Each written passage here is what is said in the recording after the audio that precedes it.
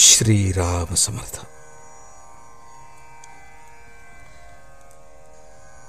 भगवंताशी आपले नाते जोडावे.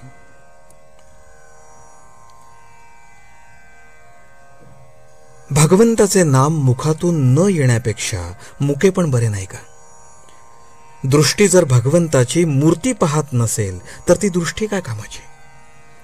आपले कान त्याची कीर्ती जर ऐकत नसतील तर ते कान काय कामाचे? डोळ्यांनी भगवंताची मूर्ती पाहणे, मुखाने भगवंताचे नामस्मरण करणे, कानांनी त्याचेच गुणानुवाद ऐकणे हाच खरा अभ्यास आहे. भगवत चरित्र ऐकायचे कशासाठी? तर त्याप्रमाणे वागण्यासाठी.